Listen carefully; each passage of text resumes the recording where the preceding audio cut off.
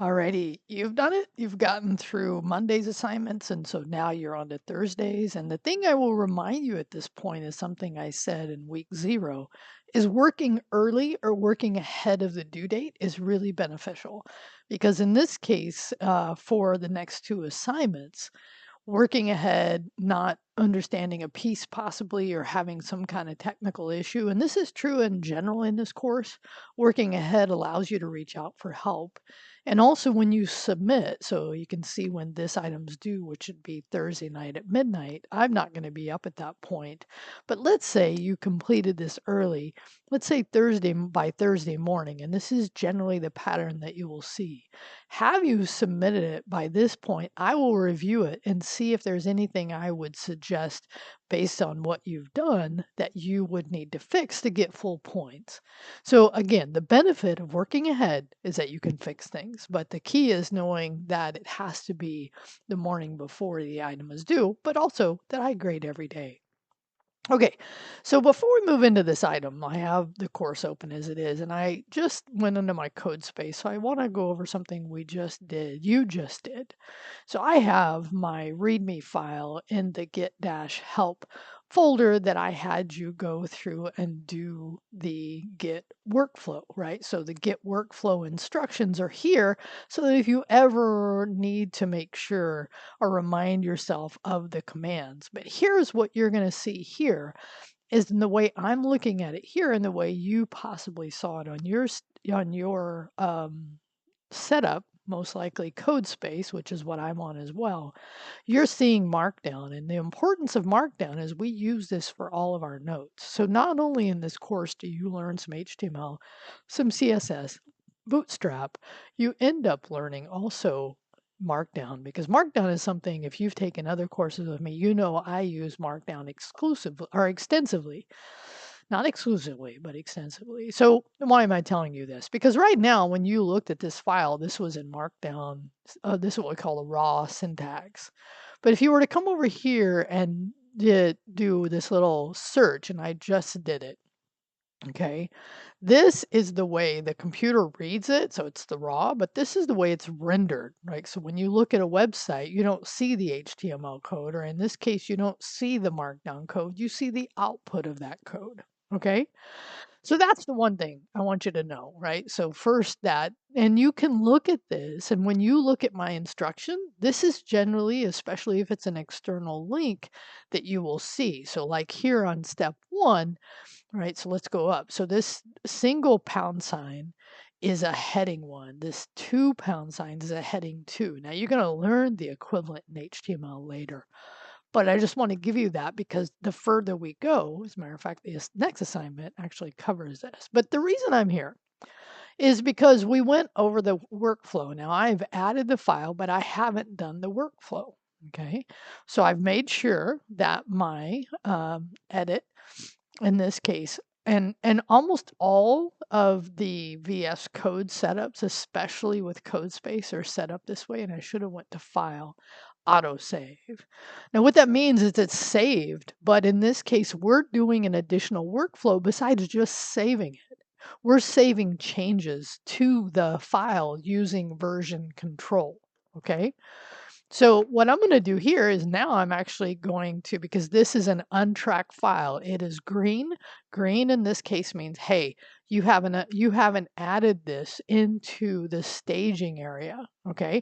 So, but first I'm going to open the terminal. Now again, by default, typically your terminals are already showing up, but I'm going to do a new terminal. And what happens here is it goes to the repo. Now again, I'm on CodeSpace. If you're working local, it looks a little different possibly. Okay, so I'm going to do, and there's 2 ways I could get to this folder, but I could also just do git status here. Okay, so git status tells me there's some untracked files. Okay, so if I had untracked files in other folders, if I was to do the workflow, it would suck all of those up into my commit that I'll do. So if I didn't want to do that, I could do CD, I could do Git and hit Tab, or G and hit Tab, and it would take me to that folder. Now the alternative is, and I think this is the way I showed, is open it in an integrated terminal. I noticed when I did this before that I got a little pop-up saying you have to allow. Let's see if I get it again. I don't, because I've already allowed it. So just if you saw that. So Git status here is basically a command line equivalent of looking at the colors in here. So now what we could do is say git add, and there's multiple ways to do git add. So we're adding it to our staging area. Okay. You may see it as a period. I show it as a star. You can also do a specific file. Now that was true when we did the git ignore, but not for this one. I'm going to do git add. In this case, just add it. Okay, so now we went from U to A, which is archived. So now I've added it into this code space staging area. And now I'm going to go git commit. Okay, and I'm going to say git help. Now, if oh, and I didn't even spell it correctly. I actually added a character. Okay, but notice how once I did that, then the coloring for git is gone. But the key is now, this is now staged. So I'm sorry, this is now committed. So by adding it, I staged it. By committing it, I committed it into the local repo, local, meaning it's not out on GitHub. Okay, so if I go out on GitHub, I don't see any of that yet because I haven't done the last step, because this is ultimately where you end up submitting things to the course. But this is just your local version, your code space, or in the equivalent to a local setup. Okay, so until you do git push, it's only available in your code space. But once you do git push and it pushes it, now I'm going to go over to code space. I'm going to hit refresh, and then I will see that show up. So understanding that concept will help you start to understand Git, because we're about to do an assignment or a discussion where you're actually going to learn a little more Git. Okay. Okay, so I'm going to go ahead and go now into the assignment itself. Right. So now that you've now you've had two introductions to just the basic git command. So let's go into this assignment and check it out. Okay. So what you're going to do here is, because everybody comes at different levels, and boy, have I seen this many times, right? So what we're going to do is I've created a prompt that you're going to interact with, and it may give you it will give you, based on your answering of some questions based on your level. And this is what's great about AI, is that it can adapt to whatever level you come in at. Now, will it be perfect? No. Right? But it will do at least as much as the prompt allows it to do. Okay, so in the setup dev environment and what I just showed you, right? Start by reviewing the README file. That's kind of why I went through this, right? So git status shows you what is currently the status of Git, right? So if I was to do git status now, it would show me, hey, there's nothing, right? Everything's up to date, nothing to commit. And by the way, that's if I went in and happened to do one change, right? Because this is going to track every change. So now it's been modified. And the reason it's M now is that this file is already being tracked, and now you've modified it. And if I do git status here, then it shows me, hey, it's been modified. And then I would add it, and then I would commit it. Okay, so this is the workflow that we use again and again and again in this course and in this industry. Okay, coming back here. So review that content, right? So it covers the foundational pipeline you will use in the course. Now, one thing is I went ahead and left this in.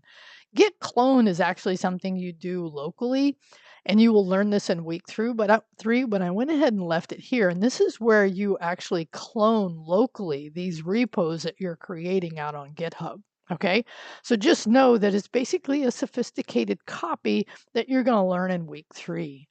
So git add, git commit. Now I haven't given all the different parameters, and git push, right? So now let's go back and look again. So when we do git add, we have to tell it what we're going to add. Star says everything, or we could alternatively do a file name, right? Git commit -m and the messages, and I will be specific going forward what messages, and you'll see it in the next assignment. So there's other, and then we call these parameters that you add or arguments that you add into the command to tell it specifically what you want it to do. And then get push by itself. There actually are other ones here, but we don't really cover them yet. And really in this course. Okay, so now that we've set the tone, now we're going to open up whatever AI assistant you want. Please don't pay for these unless you are already paying, and this is something you would do. They all have free versions, and I think actually all of them have a student level versions. I happen to be using Gemini at the current time, so that's what I'm going to show. So what happens here is if you scroll down, there's a prompt that I have with Gemini written based on my requirement. So I'm going to copy this, okay? Copy this into my AI assistant. Okay. So in this case, it's going to ask me a couple of questions. Okay. So it's going to ask me, and and if you read the prompt, and which by the way, it is good to read what this prompt is actually asking for. Because one of the things, and you'll see this in an assignment next week, is learning how to write good prompts is really helpful. So you're an expert patient computer information technology tutor for a student taking an intro to web development. To help me extend my knowledge, right? We're going to do some, and this is the steps we're going to work through. So let's just actually see this. Hello, we're absolutely thrilled. Before we dive in, let's figure out exactly where you're coming from, right? What are here are 4 quick diagnostic questions. There's no right or wrong. This is just to help me tailor, me meaning the AI, our next steps to your current level. Okay, so comfort in the command line. Okay, so what is the command line, right? So in this case, command line is down here. I'm just going to do clear to clear it out. Okay, now this shows the different command lines I have running, but being able to write commands, like if you're not comfortable there, and that, just answer honestly on these guys. Oh, let me go back here, right? Mental model, right? So in your own words, would you describe the difference between get add and get commit? Great one. We just kind of covered that. Problem solving. Imagine now, by the way, you may get different responses here because not all Gen AIs will produce that same output. This is part of the challenge with generation or generative AI. So imagine you've written some code. It completely breaks your web page, but you normally handle getting back to a working version. Oh God, this is so common. Now, for new people, it may not be, right? So let's say that you read this, right, and you're not sure. You could say, you know what, I'm not sure on the problem solving how I would do that. But this is definitely something. And by the way, let me just show you. Let me read the question again, because actually this is a new one I haven't seen. Imagine you've written some code but completely breaks your web page. How do you normally handle getting back to a working version? Sometimes Control Z, that's a very common thing. And then you save the file, maybe it's a different name or something else, right? How do you normally handle it? Okay, so that's good. So this not specific to in this case Git, but how would you normally handle it? But let me just show you, by the way, something. Notice how when I went over here and I added, where was it? I added some S's right here. Notice that, and I'm showing you this actually to help you in case you ever run into something like this. Like if you were to say, what did I change in this file? There's a command, right? Git diff. Okay, that actually can show you like, oh yeah, what was different here, right? And I'm gonna actually have to hit here and it'll go through, right? So maybe that's not as helpful, right? But I can actually go here and I can click on this and it'll actually show me, oh, look, you added it.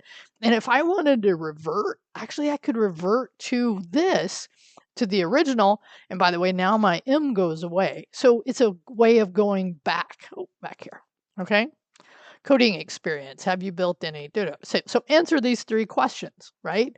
So once you answer those questions, it's going to give you, now I'm not going to do this next step because this is going to be different for you. Oh, back here, right? So then it's going to give you some tasks to do in that get add. So just walk through and do them, right? And it'll say assuming, and so what it's going to do, I have the prompt focused for you on this get help folder. And so we're not creating other things, just something in there, right? And it's going to give you a task to do, right? So you're going to do that task.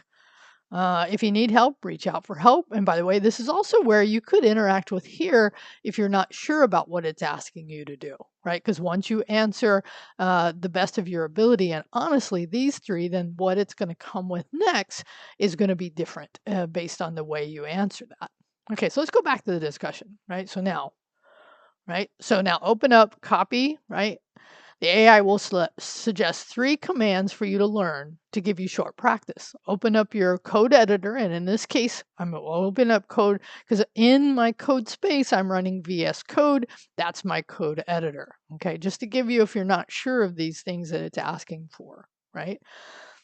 Navigate to your Get Help. This is what I showed you here, right? So so all the work you should be doing is in here. Okay. Now, once you've gone through that process, right, then once you've completed your tutoring session, right, and you've done your practice, then create a post, right? What experience, and by the way, don't feel bad because really this is a beginner course and some of you may come in with different knowledge, right? But, just give us an idea, right? What experience level did AI assess based on your answers, right? What new tools, right, or commands did AI suggest you learn?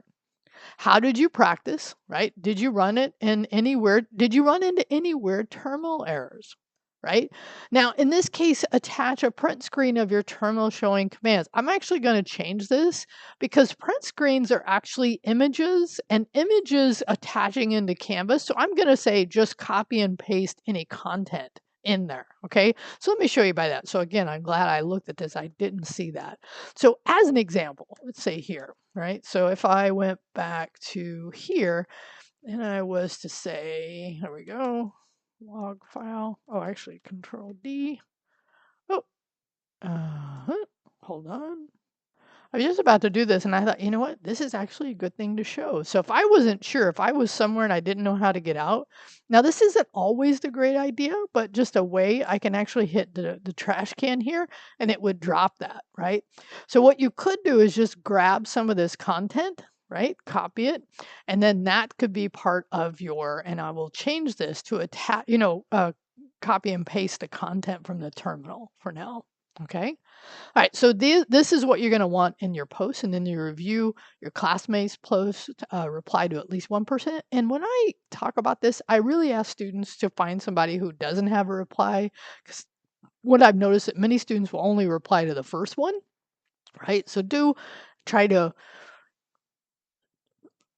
I was trying to say this in a right way, but just give replies to people who don't have them because everybody generally replies to the first one. Right. Okay. So if they learned something different than you did, right? Ask them how it worked. If they ran into an error, see if you can help troubleshoot it. This is always good. As always, if you get completely stuck, drop. Now you can drop a print screen, but I'm going to ask you just to do text for now because we haven't really talked about images. And I mean, we have talked about video in the first one, but we'll actually do print screens first. So I'm glad I caught that. I didn't catch it in my review of this. Okay, so this shows you how I grade as well. All right, hope you have fun with this and I'll move on to the next one.